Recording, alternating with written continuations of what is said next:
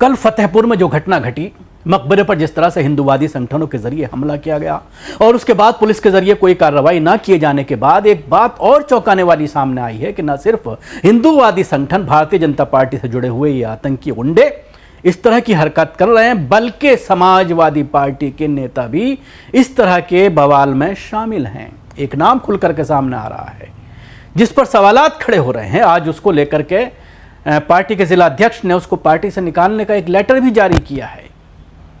FIR में भी उसका नाम है। लेकिन कल जो पूरी घटना घटी, इस घटना में एक बात साफ तौर पर सामने आ गई है कि चाहे वो सेकुलर पार्टियां कही जाने वाली सो-कॉल्ड सेकुलर पार्टियां, चाहे उसमें समाजवादी पार्टी हो, बहुजन समाज पार्टी हो, कांग्रेस हो, कोई भी सियासी पार्टी हो जो अपने आप को सेकुलर कहती है, जब मुसलमानों का बात आती है, जब मुसलमानों का के ऊपर जुल्म ज्यादती का मामला सामने आता है, उस पर ये तमाम लोग खामोश रहते हैं। और ये मैं नहीं कह रहा हूं, बल्कि फतेहपुर में जहां पर यह घटना घटी है वहां पर सपा का सांसद है, सपा का विधायक है समाजवादी पार्टी का, और नगर पालिका का अध्यक्ष भी समाजवादी पार्टी का है। इन तमाम नेताओं को जब यह घटना घट रही थी, मुसलमानों के जरिए फोन कॉल्स किए गए। या तो किसी नेता ने फोन नहीं उठाया, या अगर किसी ने उठाया तो उसके पीए ने उठाया और यह कहा कि हम अभी मीटिंग में हैं साहब, और उसके बाद कॉल बैक नहीं किया गया। तमाम लोग इस पूरी घटना पर खामोश तमाशाई बने देखते रहे, क्योंकि अगर बोलते तो हिंदू वोट खिसक सकता था। मुसलमान बेचारा जाएगा तो कहां जाएगा, मजबूरन उसको इन्हीं तरह की पार्टियों को वोट देना पड़ेगा। और जब तक इलेक्शन आएगा सब कुछ मुसलमान भूल जाएगा। मेमोरी बहुत कमज़ोर है, बहुत वीक है। इसलिए क्या ज़रूरत है मुसलमानों के किसी मसले में पड़ने की। तो तमाम नेताओं ने मुसलमानों के फ़ोनों को अनसुना कर दिया। सुनिए, एक युवक इस पूरे मामले पर जानकारी दे रहा है। और कहना चाहते हैं, जब कल प्रकरण चल रहा था कल से, तो मैंने, क्योंकि यहाँ के जो प्रतिनिधि चुने हुए हैं उन लोगों ने कोई हम लोगों से बात नहीं की, तो मैंने हसन रूमी विधायक कानपुर उनको नंबर लगाया, उनका फोन नहीं उठा। अमिताभ वाजपेयी विधायक कानपुर, उनसे बात हुई, उन्होंने बात की हमसे, हम तो उनसे पूरी बात कही कि हम लोगों की आप लोग मदद करें, मगर मदद के नाम पे हाँ कही, मगर उनका आज तक फोन नहीं आया। हमने प्रदेश अध्यक्ष श्यामलाल पाल से बात की, उनका फोन पीए ने उठाया। पीए से हमने पूरी बात कही, उन्होंने कहा मीटिंग में है। हम लोगों पीडीए को हम लोग जिताते हैं, मुसलमान पीडीए को जिता रहा है। आज से पीडीए का भी बहिष्कार करते हैं, जो हमारा नहीं हम उसके नहीं।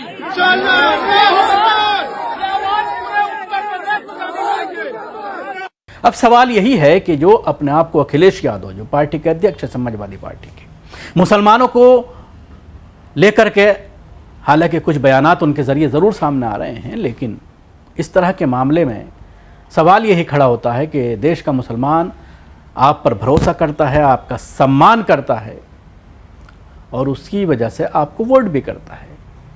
तो सवाल भी आपसे ही करेगा। फतेहपुर मकबरा में हुई तोड़फोड़ और इस हंगामे में आपकी पार्टी का भी एक नेता मौजूद था, क्योंकि आप ही के पार्टी का एक गुंडा जो फोटो में आप ही के साथ बैठा है, पप्पू सिंह चौहान, इसको भी इस घटना का मास्टरमाइंड बताया जा रहा है। इससे पहले कि सुनील सिंह के साथ गले मिलते हुए आपकी फोटो सोशल मीडिया पर वायरल हुई थी, जिसने मुस्लिम महिलाओं को कब्र से निकालकर बलात्कार करने की बात कही थी, अब ये फोटो भी आपका वायरल हो रहा है सोशल मीडिया में, जिसमें आप पप्पू सिंह चौहान के साथ नजर आ रहे हैं। ये एक बड़ा सवाल है। अब इसके साथ ही एक और वीडियो सोशल मीडिया पर सामने आया है, जो यहीं का बताया जा रहा है, फतेहपुर का, जिसमें एक नौजवान ये कहता हुआ नजर आ रहा है कि अपनी लड़ाई हमें खुद लड़नी पड़ेगी, हमारा साथ देने कोई नहीं आएगा। मुसलमानों का अब कोई रहबर या रहनुमा नहीं है। इसकी बात का हम पूरी तरह से समर्थन नहीं करते, कानून को हाथ में नहीं लेना चाहिए, लेकिन सवाल ये खड़ा होता है, कब तक जुल्म सहता रहेगा मुसलमान। सवाल ये खड़ा होता है कि कानून जब अपना काम नहीं करेगा, जब कानून दोहरा रवैया अपनाएगा, जब पुलिस प्रशासन मुसलमानों के खिलाफ दूसरा रवैया अपनाते हैं, और जब यही हरकत, इसी तरह की हरकत हिंदूवादी संगठनों के साथ के जरिए की जाती है, तो उनके साथ बहुत ज़्यादा इस तरह का रवैया अपनाया जाता है कि उनकी ज़मानतें थानों से हो जाएं, उन्हें जेल भी ना जाना पड़े, तो फिर कहीं ना कहीं नौजवानों के अंदर दर्द बढ़ता है, उनका खून खौलता है।